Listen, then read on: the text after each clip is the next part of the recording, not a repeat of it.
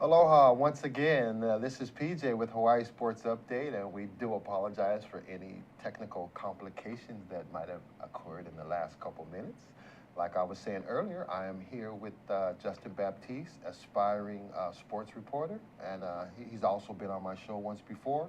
But before we get started with that, we want you to know that we have a new toy here at ThinkTech Hawaii, and if you want to tweet us live during the show, all you have to do is go to @ThinkTechHI, and you could ask me or Justin any question that you would like about the topics that we are speaking on. All right. UH women's sand volleyball team is going to be headed to Alabama on May 1st for the playoffs for the AVCA.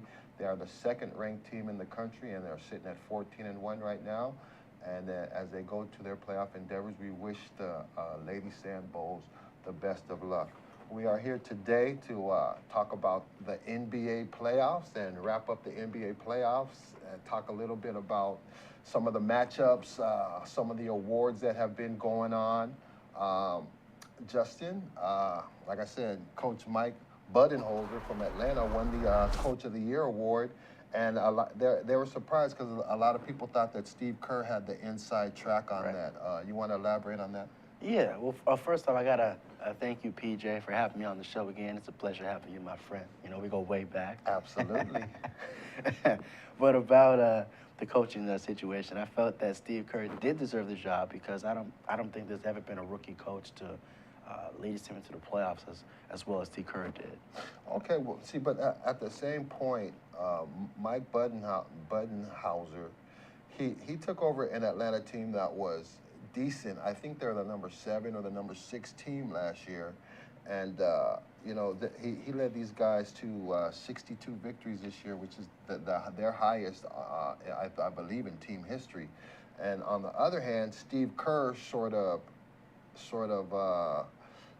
what word am I looking for? Adopted the Golden State Warriors from last year. Their team is basically the same, you know, with their key players in figure: Curry, Iguodala, Thompson, Andrew Bogut, Draymond Green, and so maybe the writers just felt that Budenholzer had a little bit less to deal with, and maybe if Steve Kerr can do it again next year, then maybe he will. Yeah.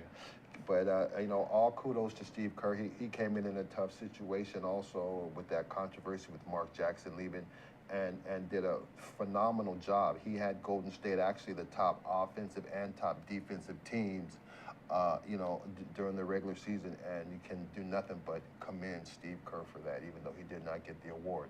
Now, the Sixth Man Award was Lou Williams. Right. Of course, we all know Lou Williams from the And One tapes and stuff like that. What do you think about Lou Williams getting the Sixth Man? I would say he did very well this year as far as with the Raptors, and he's a very phenomenal player. Really stepped it up. Lots of key victories. I think they played Cleveland, and he went really off in that game. So absolutely, I give him a lot of props. And of course, if you're a Clipper fan, you're wondering what happened to Jamal Crawford. Well, you know, Jamal Crawford is definitely a formidable sixth man, and you know, they have to give the award to only one person each year. So kudos to Lou Williams on that. And Jamal Crawford, just keep playing hard, buddy. Now, we have some very, very interesting matchups. We're going to do the East first, and then we're going to get to the West, where it's a little bit tighter. But you have the Celtics and the Cavs going tonight, and with the Cavs up 1-0, and of course Kyrie Irving made his debut, his playoff debut with 30 points, and then Kevin Love also made his playoff debut after all those years of turmoil in Minnesota with 19 points and 12 rebounds. And, of course, LeBron James was steady as ever. Now, what do you think about this matchup, and do you think that the Celtics even have a chance to win one game? Well, I believe, you know, as far as the Celtics are concerned, they played a pretty good game against the Cavs in the first game. They looked very dominant, especially going up 42, I think, the 30 or 32. They played really, really well. But I think I think if they can stop either LeBron or Kyrie, I think they might have a chance to win one game. But as of right now, I think Cleveland has the ultimate advantage. Absolutely, and of course, Boston played way above what people projected them to do this year, even though they did make the playoffs in the A seed, but they played way above their heads this year, and they do play together as a team, and they are sort of young now, and so maybe with a little bit of experience or something that they might be able to overturn the Cavs a couple games, especially on their home court at the Boston Garden. Big news about is Kevin Love going to stay after this year, or is he going to go? He was a superstar in Minnesota, but he has sacrificed points, minutes, rebounds, and all his statistical category to fit in with this Cleveland Cavalier team. And as they progress, especially after LeBron took those 2 weeks off when he said that his body was just not up to par, and so he had to take a couple weeks off, Cleveland has been on a roll. And so, for Kevin Love to fit in with Kyrie and LeBron during the playoffs here is super important, because they're going to need all three of those guys to take the title, in my opinion. Most definitely, yeah. Okay, now, who have you got? The Wizards and the Raptors. Let's talk about the Wizards and the Raptors, man. You got John Wall, you got Lou Williams, you got the OG Paul Pierce there. The Wizards, always seems like, they can never find enough offense, and it always seems like with those stars that they have on the team, that they always seem to underachieve. What do you think about the Wizards and the Raptors series, and who do you think is going to win that? Well, that series, that's a very interesting matchup, because you have the Wizards who, they're a young team, and they have a lot of firepower to do a lot of big things. But it's interesting because you also have Toronto, who's been in the playoffs as well too, facing Brooklyn a few years ago or last year or two. But they're a very good team. They're tough. When they play well, they can pretty much stop you. So I think that game could probably go 6 or 7 games. But I think I'm kind of leaning towards the Raptors real quick right here. Yeah, you remember when the season first started, and the Raptors, everybody was like, who are these guys? Name somebody from the team. And the Raptors got off to such a great start this year, and for them to solidify the 4th or 5th seed is actually a really good job for them coming up. Now, 2 other series are being led 2-0. The Bulls are up 2-0, and on the Golden State. No. The Bulls are up on Milwaukee. On Milwaukee. Now, Milwaukee has played the Bulls tough. These first 2 games. In the first game, they sort of blew them out a little bit, and Milwaukee caught up towards the end. But in the second game, Milwaukee was hanging with them blow for blow until actually Derrick Rose came off after the second half and just went off for 12 points in the third quarter and sort of got Chicago rolling yesterday. Now, what's your take on that series? Chicago has held its home court. Now, what do you feel Milwaukee has to do to get back in the series? Well, I think Milwaukee has to play better defense. They have to score offensively on offense. They can't have players scoring 6 points. They have to have some players that really step up. O.J. Mayo, I think, played a pretty interesting game, but he has to step up his game.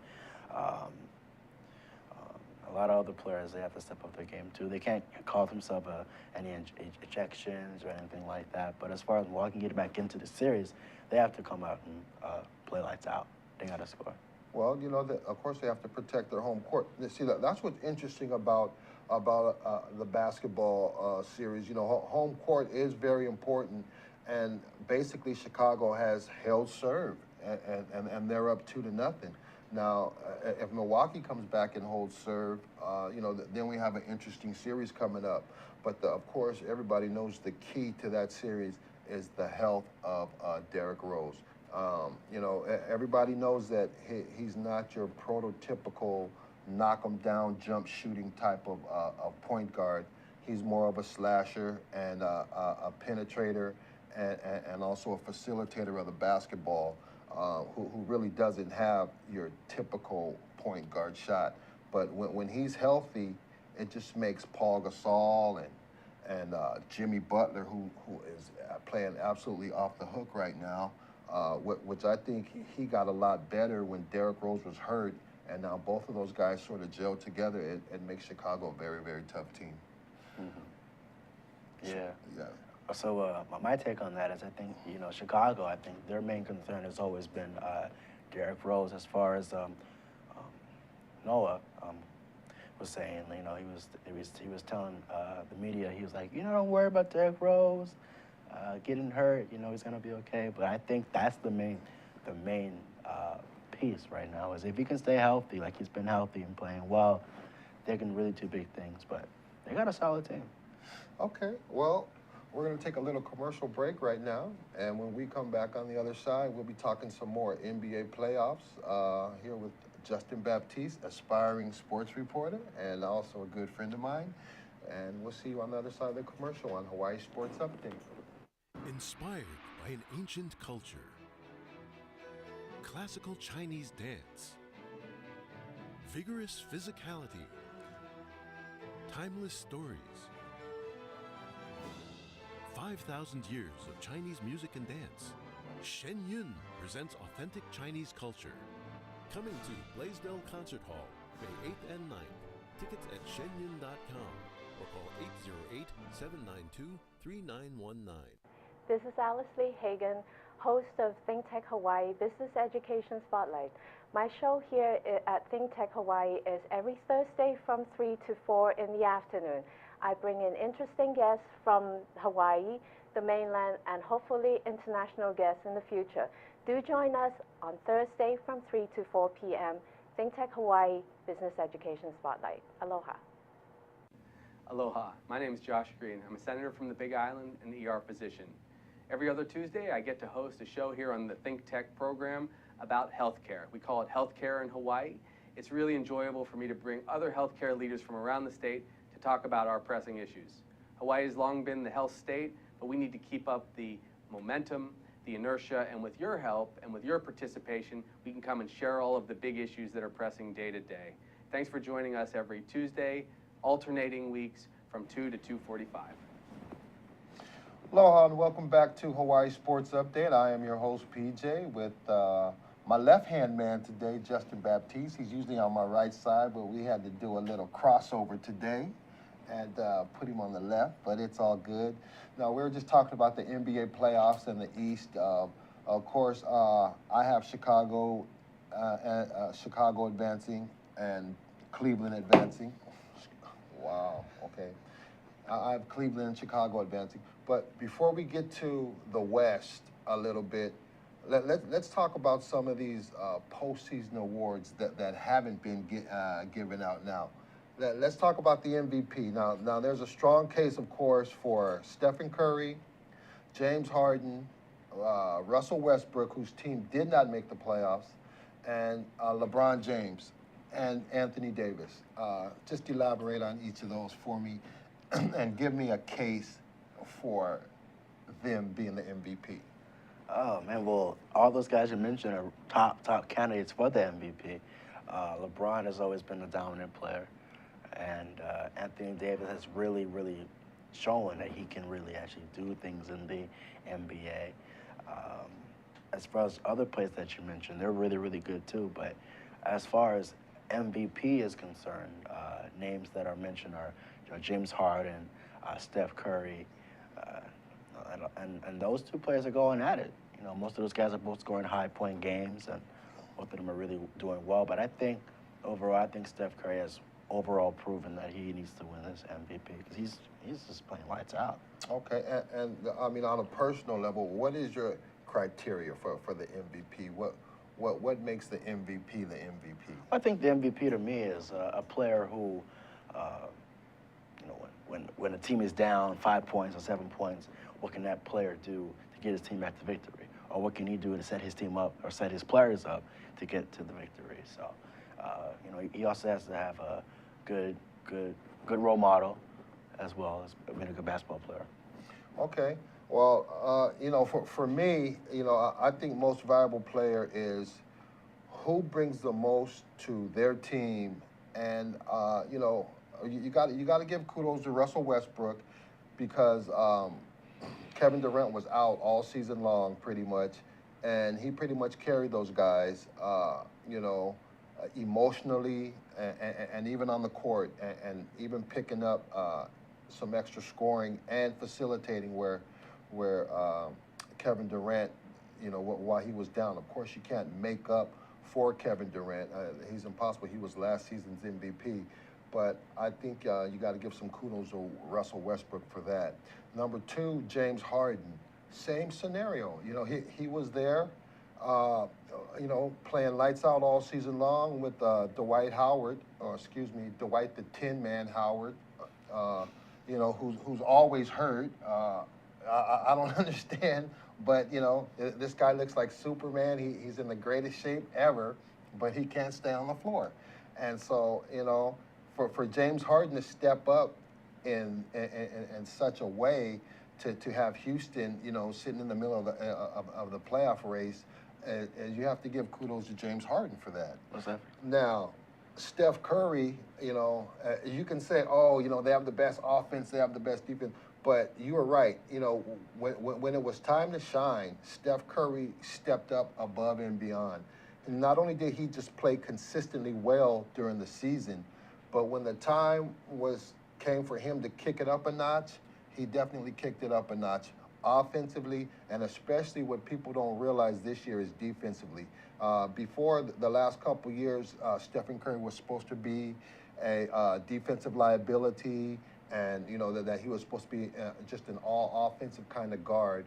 But I think Steve Kerr instilled into him how important defense is, and he stepped his defense up 100% this year, and that's what has Golden State both on the top offensively and defensively. Now, everybody who knows me knows that I'm not the biggest LeBron James fan, but what LeBron James did this year just seems to be thrown away. You know, the team that he was on last year in the Miami Heat, okay, have failed to make the playoffs. They still had Bosh, but Bosh was out for most of the season. So they had Wade and they had the new guy Whiteside, but they didn't make the playoffs. Right. Okay. And now you have LeBron coming to Cleveland, whose team hadn't made the playoffs since he left, and now they're the number 2 seed. So, you know, everybody had great seasons. Curry, Harden, Anthony Davis. But to me, the best player is still LeBron James, and that's just my opinion. You know, I mean, for Cleveland to go from obscurity to you know, to being a top seed in the East, I think LeBron needs a little bit more credit than he's getting, and you know, maybe we'll see after the playoffs happen who the real MVP is. Right. Okay. So now. The East, who do you have coming out of the East in the end before we get to the West real quick?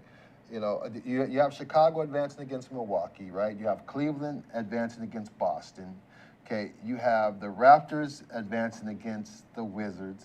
Mm-hmm. And then it's one more.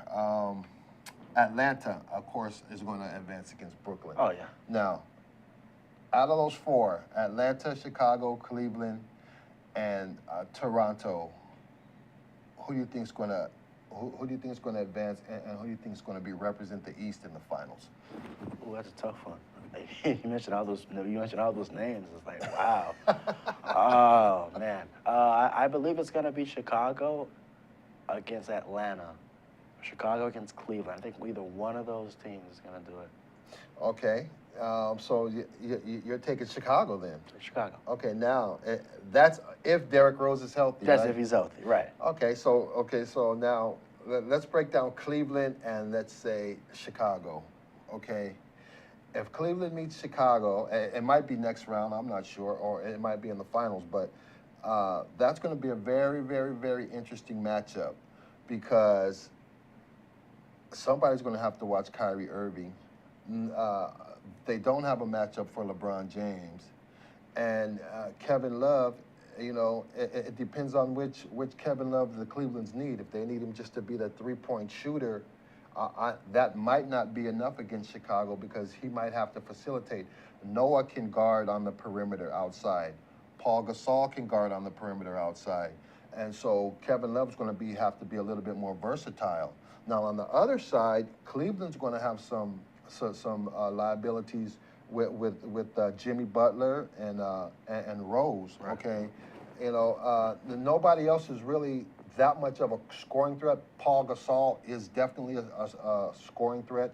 He was 34 years old, and he had 54 double-doubles this year, which led the NBA. He's also the oldest player at 34 to lead the NBA in double-doubles with 54.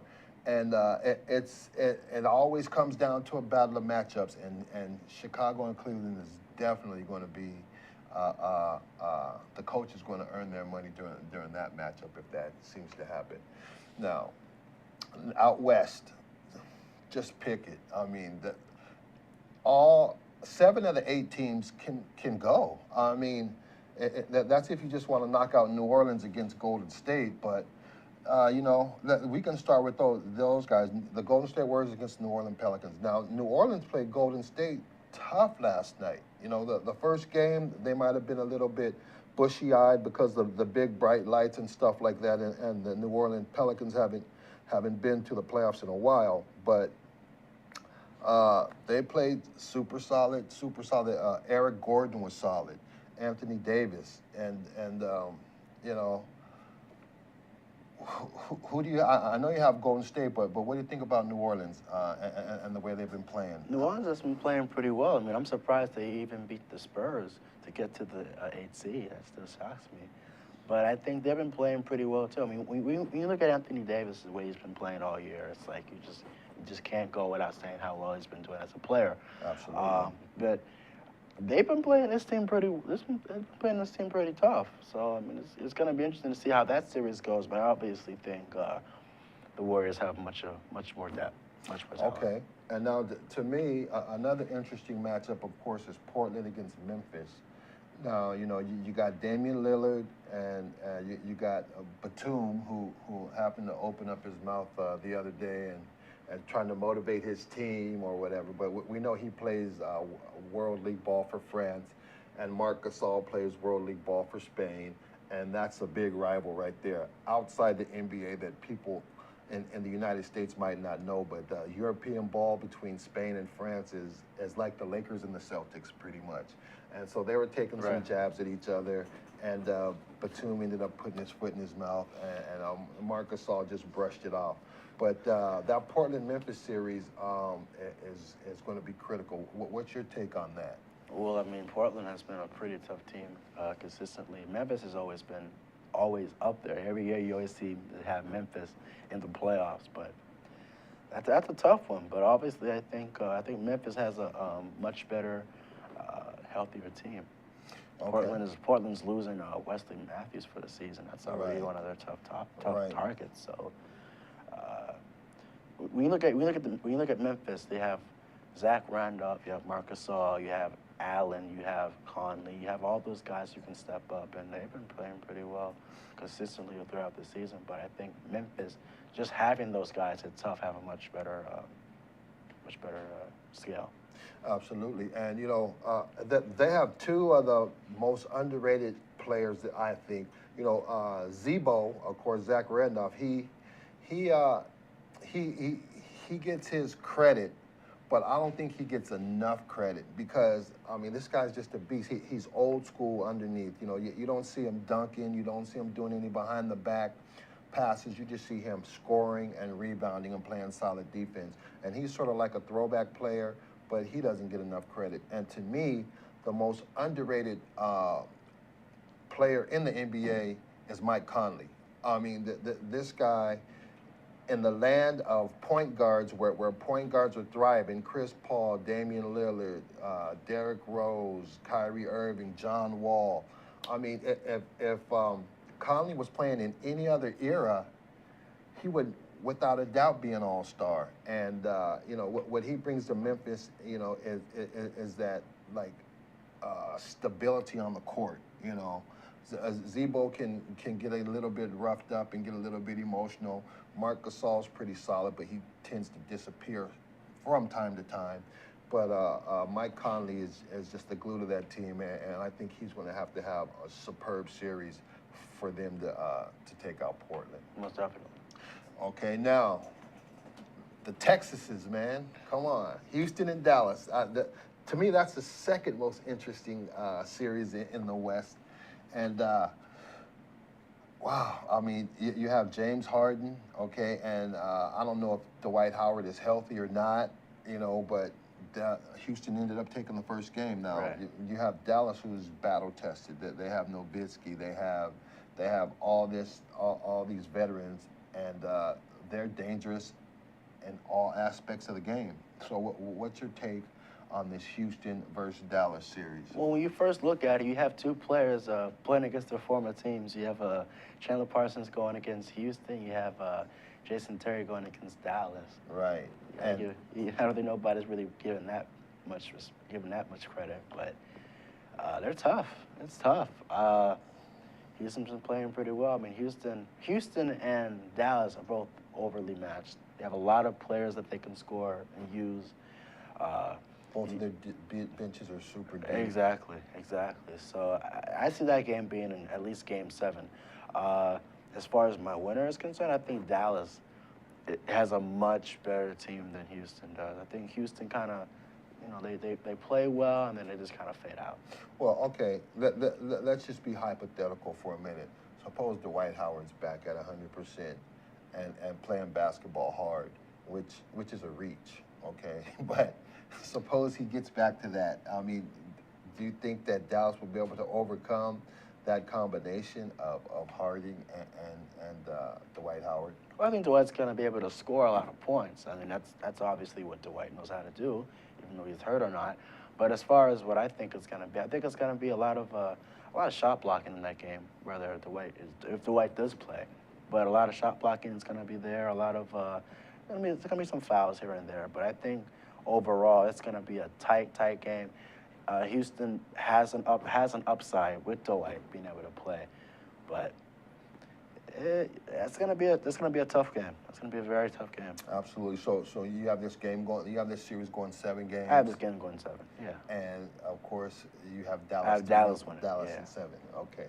And now of course the matchup that everybody is talking about. And, of course, the Clippers got off to a magnificent start against the defending champions, San Antonio Spurs. Chris Paul had 32 points. And, of course, Blake Griffin, he was just killing it, 26 points. A variety of in-your-face dunks, just getting the crowd excited. And DeAndre Jordan blocking balls with his elbows and stuff like that. But with all that being said, okay, the Clippers are only up 1-0, okay, and the Spurs are a battle-tested team. Now, of the 5 championships that they have won, in three of those championships, they've lost the first game in the series multiple times. So, San Antonio knows what the playoffs are all about. They know if they lose, they know how to go back in that locker room, make the adjustments, and come back out and see what happens. Now, what do you think about the Clippers and the Spurs? Who do you have winning that series, and what do you think are the key matchups for that series? Well, I have the Spurs in 7. And like you said, I mean, San Antonio is in deep trouble right now because if they don't win this game, they're gonna be down 2-0. And it's going to be tough for them. But I think at their home court, they're going to be able to at least sneak one there or sneak one in L.A. But as far as the matchups are concerned, I mean, you have Tim Duncan who's been playing well for his age. I mean, I don't see any guy like that out there who can play as good as him, except for like the 34-year-olds who are playing at that position who are doing very well. But as far as the matchups are concerned, I think the Clippers are, they're a great team. They have a lot of different weapons that they can use. Jamal Crawford is one of their big threats, I think. He had an excellent game the other night too. Of course, they play again tonight, but Jamal Crawford just came off the bench and just lit it up. He was hitting from all over the place, and he really got the crowd going and got the crowd behind the Clippers also. So, okay. What about Chris Paul? What about the Chris Paul-Tony Parker matchup? Well, Chris Paul is one of those players that you don't know what he's gonna do. He can go right, left. He's been juked a few times by Steph Curry. It's been pretty embarrassing on his part, but you can't give them any credit for that. It happens. But Chris Paul is an amazing point guard. He can play all the way around. Tony Parker is to the basket, to the rim. Sometimes you don't see him because he's too small, but he can just go over the rim and dominate. But that matchup itself is interesting. I think overall Chris Paul has an upper level on Tony Parker just because he has more experience. Not to say that Tony Parker doesn't have any experience either, but Chris Paul I think is a little bit more up. But okay. Well, hey, Tony Parker's the one with all the rings, though. Right, that's the difference. Chris Paul definitely, throughout the season, has proven to be a formidable opponent. But, the playoffs is a little bit different animal, and I think Tony Parker's a little bit more seasoned in the playoff era than what Chris Paul is. And that's not taking anything away from Chris Paul. He's probably the best point guard in the game all around. But it's going to be very, very interesting to find out what's going down. Who do you have over Portland over Memphis? Who do you have? Memphis? Memphis, yes. Okay, and then you have the Spurs. Yes. And then you have Dallas. Right. And you have Golden State. Yeah. Now, who's coming out of the West? Ooh, at the West, San Antonio. San Antonio. Okay, we're going with the old school there. So Justin has it San Antonio against Chicago. Ooh. And I have it Golden State against Cleveland. Yeah. So we're going to see, Justin, once again, much mahalo for being here, and thank you for all your insight and in-depth analysis on the NBA playoffs and the awards that's going on. My name is PJ, and we're going to be wrapping it up here on Hawaii Sports Update. Thanks for tuning in to our little NBA playoff special here, just a little breakdown of who we feel is going to win and what the strengths are to each team. And we're going to come back next week and talk some more sports. Until then, much mahalo and a hui ho.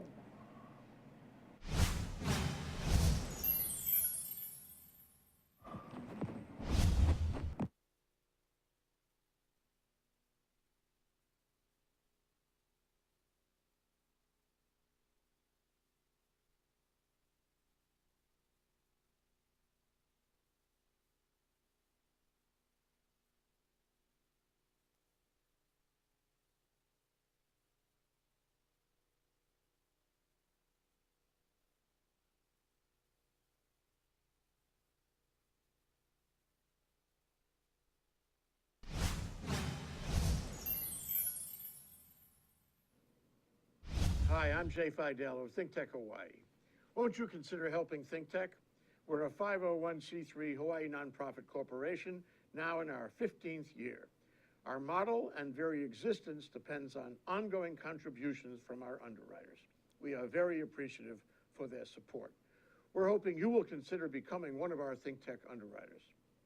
Unless our underwriters prefer to be anonymous, we publicize them on thinktechhawaii.com and on our daily email program, sent to some 7,500 subscribers, our live stream talk shows, and our OC16 productions.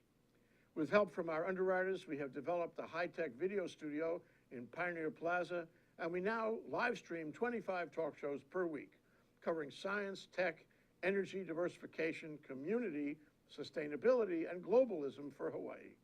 And we stream our earlier shows all night long. Our live stream is on thinktechhawaii.com. Check it out. We also upload all our shows to youtube.com, where we get 18,000 views per month. And we broadcast 12 hours per week on Olelo 54 and 3.5 hours per week on OC16. We also do monthly luncheon panel programs at the Laniakea and we write a monthly column for the Honolulu Star-Advertiser. We're really active. Our plans this year include improving the coverage, content, and production values of all of our programs, and including more issues and guests relating to the neighbor islands, either by Skype or in person. If you agree with our mission, I hope you'll consider helping us. If you have any questions about any of our activities, or if you'd like to discuss our underwriter arrangements, please write to me at j@fidel.com. I look forward to hearing from you.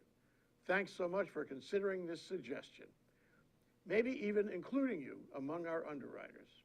Mahalo, I'm Jay Fidel of ThinkTech Hawaii, and I approve this message. If you approve of it also, please give us a call.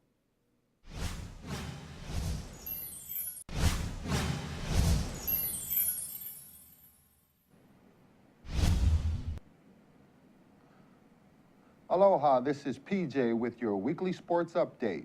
The Latte Championship took place last week with local girl Michelle Wee coming in as a defending champion. After firing a 69 on Wednesday and a 70 on Thursday, Wee went into the final 2 rounds at 5 under par. But the trade winds made for tough conditions as the Punahou grad shot 2 over par over the last 2 days to finish in a tie for 11th at 3 under par.